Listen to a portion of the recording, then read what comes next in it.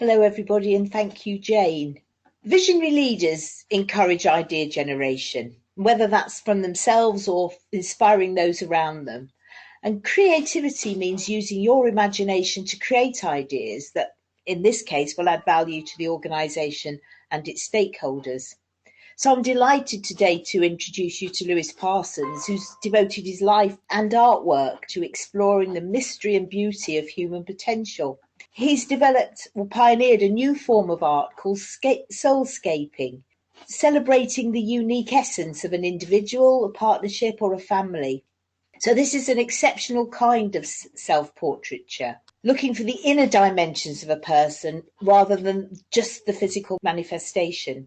He has a wide range of people who've commissioned him: businesswoman Karen Brady, world champion surfer Tom Curran, and the leading edge philosopher Ken Wilber. So these people have obviously been inspired by Lewis, and I'm sure we all are going to be today. So thank you, Lewis, and over to you. Hi there, it's great to be here, and just to set things up, so the Institute of Leadership and Management indicates 5 separate dimensions of great leadership, namely authenticity, vision, achievement, ownership and collaboration. And each of these webinars focuses on one of the components of each dimension, highlighting essential learning to assist your leadership development. So that's split into a few dimensions. The second dimension, of course, is vision. And to me, vision and creativity are fundamentally interlinked. And what would a leader be without vision? Today's webinar actually explores creativity specifically, and after we've done this, we'll have a little bit of a Q&A. So I'm obviously coming at this from a slightly different angle than a lot of management books and creativity books that are written. I find it kind of amazing that they're often not written by people who've created something. So there's been a lot of study, a lot of research around creativity, but actually, how does that boil down to us making this happen, making our realities happen? And vision is an essential part of that. So yes, visionary leaders encourage idea generation, but they do far more than that. They actually encourage a paradigm shift. They encourage us to see what's the horizon of our current possibility, what lies beyond the horizon, and what's before the horizon. And this is one of those paintings. So this is one of the paintings that I did, one of a series of 10 paintings called The Human Story. And each of the paintings in the human story encourages to explore what's the current horizon of our possibility.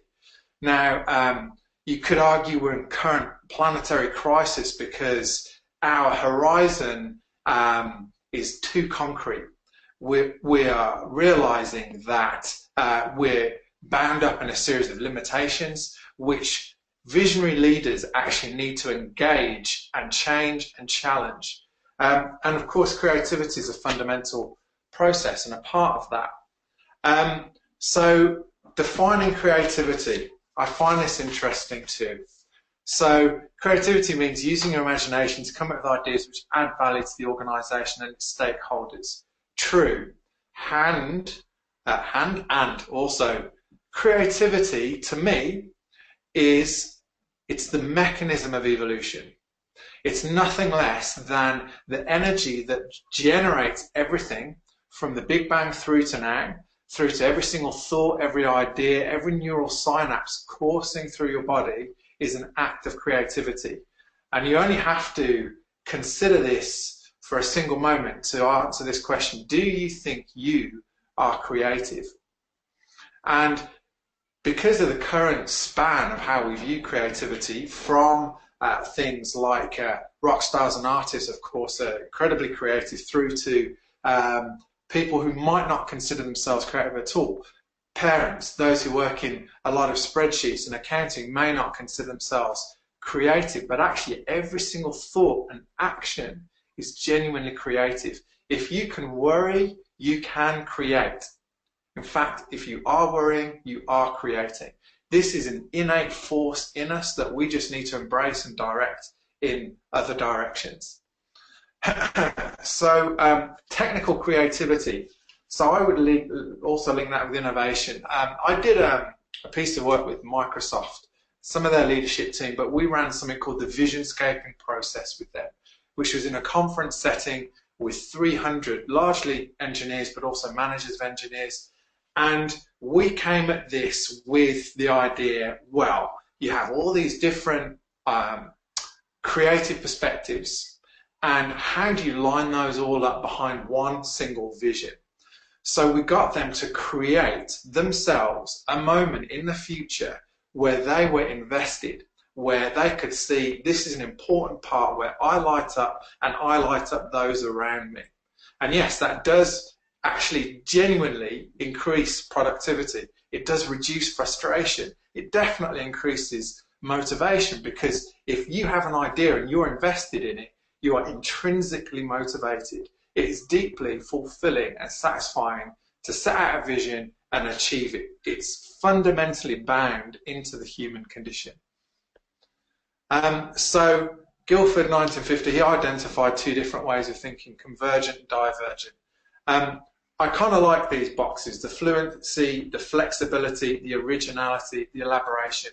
I personally kind of live in the land of originality, of creating the new and the novel and the fresh and the existing. Now, what can happen is I can generate so many ideas that unless I have flexibility and originality and elaboration, they would just remain ideas. So you'll come up against this in your workforce, your colleagues. You're going to have the idea generators, those who want to be fresh and original. And there are going to be those who are the elaborators, the detail-minded, those who are like almost symphonic in their thinking, I like to think. They want to know the how and the pragmatics and how we're going to get there. On a bad day, they're going to be seen completely at odds with one another. Now, again, if you relate this to some of the fundamental polarities in the universe, chaos and order, then freshness and newness always brings chaos and order. More chaos. But then when we elaborate, when we detail, we bring order. Now, neither of those is wrong. Actually, trying to find that sweet spot in the middle is where we find harmony and where we find real flexibility and fluency. How do you see yourself? So the creative self. Obviously, imagination is a really key part of this, and I've already alluded to the fact that if you can worry, you can create. Imagine what could happen right now in our organisations and in our institutions, in our own lives and our families, if we could harness just 1 or 2% more of the worry and the anxiety and the overwhelm that comes through our systems every single day, and we turned it into something we genuinely wanted to create. So this is the process of imagination. And the very simple flip to do is to realize that when you're worrying, you are creating. And to take a moment, to take a breath, to think, right, what is actually happening? Well, what's happening is you've got an image in your mind and you're pouring energy into it and you're creating an outcome. What we have to do there is become aware of that, step 1. Step 2 is to then realize, okay, I am in control of this process. It's an internal process, right? Change the image of what you don't want to happen to something you do want to happen, and realize that worry is ultimately a complete waste of the imagination. To focus on what you want and pour your energy into the smallest thing will generate so much more aliveness and pleasure in your life. It's why I do what I do, and I think it's why so many people want to be more creative in their lives. So I really like these behaviours that come out of this, and again, trying to land these and make these real in the organisation is a challenge. So my favourite thing that pops out here is be prepared to make mistakes. So I would go even further than that and say it's essential you make as many mistakes as possible. And when I teach visionscaping as a practice, so you're probably aware of things like mindfulness training, meditation training, which are great and they're essential. And I would say as a leader to cultivate and generate vision, it is essential also that you have some kind of meditative or prayerful practice, because through that you identify the horizon of your own possibility and your own level of self-awareness. I go a step further than that and say it's also essential you have some kind of creative practice in your life. Essential. So you probably feel the urge to play piano or tinker with some watercolors, or even just to go for a long walk in the woods or do some gardening or something like that. That is not just a little nice woo-woo thing to do. When you engage in that, you will realize just how essential it is to make mistake after mistake after mistake after mistake, because they are the way in which you genuinely learn. I said before that creativity was the mechanism of evolution. So is what I call the process of happy accidents. Every time I put a big fat blob of paint in the wrong place that I meant to, you close up for a moment and then you open up, and then you have to say, right, okay, this is going to go in a way that I didn't expect. That is just like leadership. That is just what's going to happen every single day in your place of work. And to embrace that and realize it's part of the spectrum of who we are and how we can step things forward is incredibly enlivening. I don't manage it all the time. And, you know, that little voice inside always kind of says, right, you're less than you think you are. And wow, you made another mistake. As you can see, I'm passionate about being prepared to make mistakes. Okay, so let's talk about managing the creative process. So creative leaders actively seek out new problems, accept false starts and missteps as inevitable. I've kind of talked about that already. And then you're going to come up against these obstacles. Okay, so the fear of failure, information overload, and doing too many things at once, and the demoralizing impact of criticism. So I'm going to tie that up to this other painting that I've got behind me here, which you're actually the first people to actually see in the flesh and have me talk about. This painting is called The Flight of Icarus, and the one thing you probably know about Icarus is that he flew too close to the sun, right? And through hubris, the wings that he had, which were made with wax and feathers, melted, and he fell down into the ocean and plunged to his death. It's kind of one of those testaments to, like, how do we harness technology? Are we going to use it well? Are we going to be too proud? What you probably don't know is that his father was flying with him at the time. So this is Icarus, this is his feet here, this is his wings. Just here is his father, Daedalus, flying ahead. Right, now if he'd have followed the line of his father, he would have been fine. If you, as a leader, can follow the line of your interior horizon and stay true to it, you will be fine. You'll face obstacles, you'll face fear, you'll find there's too many things to do, but you'll embrace the part of you that will seek the way through those things. The other thing his father told him not to do, which no one knows, but look it up on Wikipedia, which, as we know, Wikipedia must be true, is that he told him not to fly too close to the ocean. So do not get despondent either. This is also about not setting goals that are too high, but not too low. If you can find that sweet spot in the middle, if you can find the sweet spot between chaos and order, and being too proud or too arrogant or too despondent and too apathetic, then you'll find the flight line, the path that will energize you and generate in you all of the possibilities you need to generate today as a leader. That's a combination of vision, extraordinary power, actually, reality checking, being able to step in through that, and kind of like being the artist of your own life. When you face criticism, there's part of you that says, I don't care what you say, I'm kind of doing this for me. At the same time, there's another part of you that is so invested in the organization and the people around you, you care deeply about them. It becomes an art form. And I really believe an organization can become your masterpiece. If you set out every single day to say, right, today I am actively creating something that I want to create, and whether that's an experience in your people, an experience in your client services, then that is way more enlivening than just reacting, ducking and diving, responding, overreacting. There are times for that too, and that becomes part of your creative journey. So, how do you promote creativity in your people? And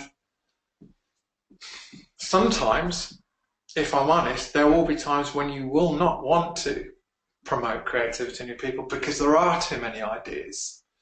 I kind of suffer from that as well, and I have to, with the right team around me, just really carefully and selectively invest the most important and generative ideas that I can. In this sense, as a leader, you kind of have to step between these two poles. So there will be times where you have to embrace the disorder and the chaos. There will be other times where you have to be stringent, almost like the channels for the river of the creativity. You have to stand firm and you have to say, look, I appreciate all of these ideas that are coming. We need to write them down. We need to capture them. And these are the steps we need to take right now to push us all in the direction we need to get to. In that sense, you kind of become like the river banks and you allow that river of creativity to flow forward.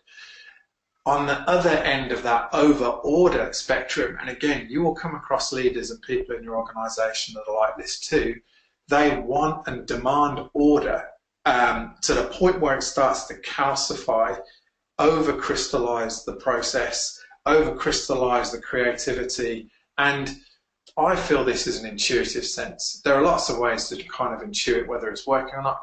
Part of it is looking at the spreadsheets, and the other part is just maintaining some kind of visceral connection with the culture of the community that you're creating. And it's like an internal gauge. You get a sense of whether you're playing things too safely or whether you're taking too many risks. And again, it kind of comes back to the whole Icarus concept. Okay, so having creativity as a habit. Yeah, the American Psychological Association identifies these 4 key ways. They're interesting ways, yeah, writing them down. I'd say journaling in particular, handwriting, physically handwriting, really does something to unlock the ideas of your mind.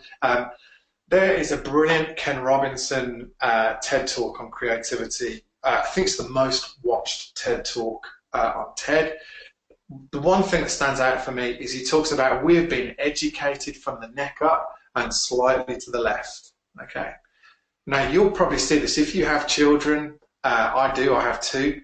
Sorry, I have 3, but I've got a 5-year-old, an 8-year-old, and a 17-year-old girl. So we've got a span of children. The one thing I see is the woeful lack of creative engagement in our education. We are continually educated out of our creativity. I think we're born with a great deal of it, and for some reason we live in a paradigm, which this painting is all about, a paradigm where the overwhelming sense is to measure and to have something tangible to show to be successful. What that does, which is true, is good and true, and it's afforded fantastic things in our civilization, but it also kind of concretes over the garden of our inner worlds, which are as real as these external worlds. So making creativity a habit is like bringing that inner garden alive. This is why it's completely essential that you maintain your own personal creative practice. Now, I will gladly send to you a document that I put together, which is how you can create your own soulscape. You don't need an artistic bone in your body to be able to do it. You can also relate it to creating your own goals and your own vision. And it's a very simple step-by-step process where you imagine the possibilities of the future. you remind yourself it's impossible to make a mistake, and then you paint a small, it can be acrylic on canvas piece, you can use whatever materials you like. I'll gladly send you that so you can see what you need to get. And I would challenge you, you've got to do it. You have to do it just once, even for the sake of overcoming your own discomforts, even for the sake of overcoming the edges of your own ego. Give it a go. And you will be surprised, genuinely surprised by the results of what happens when you engage your creativity. So yes, make creativity a habit. The fact is, you've already made creativity a habit because you probably worry and you probably feel overwhelmed and anxious like a lot of the world right now. Embrace it, change it, take it in the direction that you want to take it in. Wow, I'm actually kind of going a little bit ahead of time here. Unbelievable. So a few references. These are kind of, I'm familiar with some of these. One that I would definitely add to this is there's a guy called Robert Fritz who wrote The Path of Least Resistance, which outlines, and he's actually, he's a musician. So I would say in your pursuit of excellence and in your pursuit of wanting to bring genuine, heartfelt creativity to your organization and to yourself, make sure you read the books that are written by the artists and the actual creators, as well as those incredibly well-researched people who may not have a creative practice in their own lives. Path of Least Resistance talks about creative tension and how that nervousness and that anxiety has two sides to it. Part of it is the energy that you need to create, and part of it is the positive energy you need to just kind of get through your day. I'd also really encourage reading challenging books about where your current level of vision is. And looking into people like Ken Wilber, who talks about the levels of consciousness. You've probably done personality profiles which elaborate on your personality type, Myers-Briggs insights. They're brilliant, they're absolutely great. And at the same time, they will not let you know what level of consciousness you're at. What that does is let you know what is your current horizon of possibility. If you are someone who's very traditional, that's fantastic, because there's a level of conventionality that needs to be brought to organizations. Then the achiever mindset, which lies beyond that, will give you the view of your organization that it's a little bit more of a machine and that we have to compete and we have to forge forward for excellence, which is also a great mindset. But then there's a horizon beyond that, which is where we see organization as a family or a living system. There's a brilliant book called Reinventing Organizations by Frederick Laloux, which I very strongly recommend you read. And how does that link to creativity and vision? Well, it takes genuine creativity to take on other people's perspectives as well as your own. When you can engage your own unique perspective and engage with the unique perspective of others, you'll have a field of creativity in your organization, which is extraordinary and a real joy to be part of, as well as more able to handle the challenges that come up, which always will. They are never ever going to go away. And the idea that there is going to be this point in the future which is kind of nirvana, I have found does not exist. Every single one of these levels of consciousness also has a whole new set of problems to solve, as we're currently experiencing in the world. There are levels beyond that where we see the organization as a living system, where every single decision you make every single day has a ripple effect throughout the whole organization. And the same is true for your team members and how they respond into this ecosystem of your suppliers and your stakeholders. Frederick Laloux does a great job of looking into all of those. And like I say, I'll gladly send to you the soulscaping document, what visionscaping is, and a case study of the work we did with Microsoft that I think you would find interesting. So I think that brings us to the end of this session. Yes, questions. Thanks very much, Lewis. That was really interesting, and we've got some questions. The first one, you sort of touched on it earlier on. and more so as you carried on speaking. But what do you do when you have a great idea and it essentially falls on ears that aren't listening or don't want to listen? You spoke about ego, but how do you recover from that? And what strategies would you recommend to people who want to keep the ideas and they're just not being heard? Yes, and the reason I smile is because that's kind of welcome to the artist world. So artists are constantly having these ideas that are well beyond the horizon of what's currently possible in the world or in the organisation. And as we know, histories of artists have a track record of not handling that too well. Some of them even want to get very despondent, very depressed. So don't do either of those things. It is a real challenge. I would say you just have to persist. If you believe there's real confidence and possibility in that idea, you have to, one, write it down. You have to do the best possible job you can in presenting it. And then if at first it falls on deaf ears, then find another way around or find someone else to speak to about it, and plant it like a seed. Don't expect it to be adopted immediately. Okay, all of the technologies that have been world changing have not been adopted immediately. You'll see them, they pop up like springs of grass coming through the ground. It's the same with your ideas, okay? You have to just nurture them in yourself and then keep just spreading them, being enthusiastic about them, going away and doing the energy work you need to do to keep them alive in yourself. So yeah, I say yourself a lot there because that's part one. Part two is just keep prodding away at the people who are ready to hear it and keep that conversation alive, and eventually it will shift over time. I hope that helps. That's great, thank you. Have you, and this is probably a big ask, but when people say we don't have enough budget, time, interest to focus on developing creativity, do you have a quick answer for that we could counter with? It's funny how often I hear that when I pitch for visionscaping workshops. And the way to say this is, if you have, okay, so your budget and your time, they are the branches of the tree. Your creativity and your energy levels and your culture, they are the roots of the tree.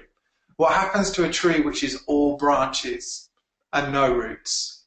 We'll know it falls over, okay?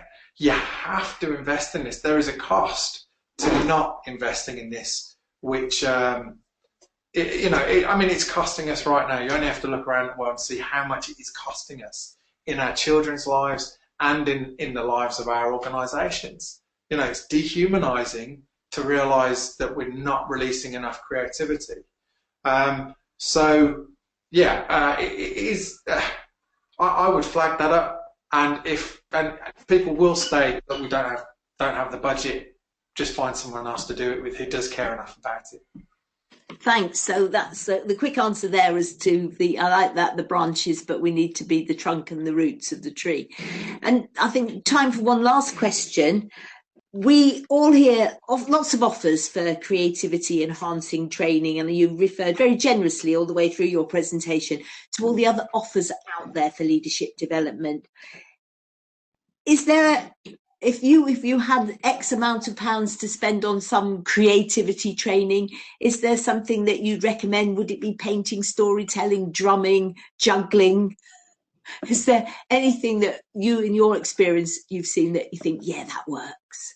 Well, obviously, I'm a massive advocate of the visionscaping process. I have seen that work with over 3,000 people. People who wouldn't consider they have a creative bone in their bodies lighting up and painting something they're actually proud of. So yeah, there is that. If you have no budget at all, you can pick up a piece of paper and a pen and doodle.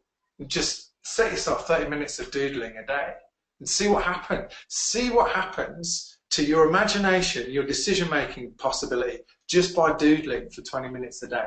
At the far end of the spectrum, yes, I run visionscaping retreats, I run visionscaping workshops, and they do get a really powerful response and they give a common language within the organisation, which makes it okay to be creative. So yeah, I hate to be a proponent of my own stuff. I honestly don't know many other creative processes that are as integrated as including all the thinking as well as the visceral feeling of creating, because a lot of them aren't led by artists or musicians, which I find curious. That's a great way to end now. I'm afraid we've run out of time now, Lewis, but thank you ever so much. That was absolutely fascinating. Thank you. It's been a pleasure and honour.